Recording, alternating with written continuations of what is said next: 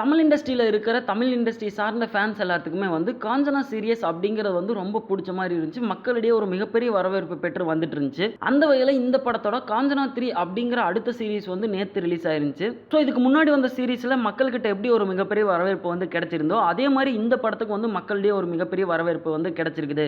என்னதான் ரிவ்யூ சைட்லேருந்து பாசிட்டிவாகவும் நெகட்டிவாகவும் பல கமெண்ட்ஸ் வந்துட்டு இருந்தாலுமே வந்து ஃபேமிலியை என்டர்டைன் பண்ணுற வகையில் கிட்ஸையும் கவர்ற வகையில் தான் வந்து இந்த படமானது வந்து அமைஞ்சிருக்குது. இதுக்கு முன்னாடி வந்த சீரிஸ்லாம் எப்படி ஃபேமிலியாக போய் பார்த்து என்ஜாய் பண்ணாங்களோ அந்த மாதிரியான என்டர்டைன் பண்ணுச்சோ படம், அது மாதிரியே தான் இந்த படமானது வந்து அமைஞ்சிருக்குது. ஸோ அந்த வகையில் பார்க்குறப்ப இந்த படமானது ஃபர்ஸ்ட் டே பாக்ஸ் ஆஃபீஸில் வந்து சென்னையில் மட்டும் கிட்டத்தட்ட 77 lakhs கிட்ட வந்து பண்ணியிருக்குது. ஸோ இந்த 2019 ரிலீஸ் ஆன படங்கள் வரிசையில் இந்த படமானது வந்து பாக்ஸ் ஆஃபீஸ் வைஸ் வந்து 3வது படமாக அமைஞ்சிருக்குது சென்னையிலோட பாக்ஸ் ஆஃபீஸில் வச்சு பார்க்குறப்ப.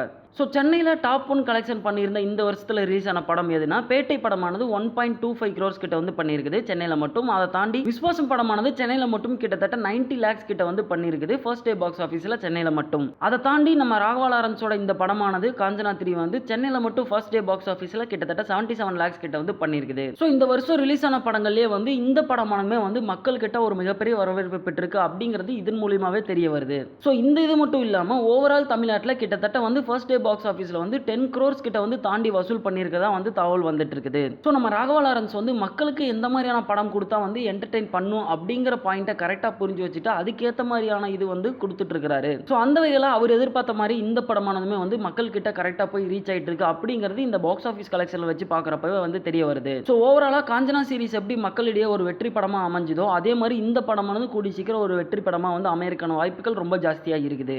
வி டாக்கீஸ்க்கு லைக் பண்ணுங்க, ஷேர் பண்ணுங்க, சப்ஸ்கிரைப் பண்ணுங்க, பெல் ஐகானை கிளிக் பண்ணுங்க.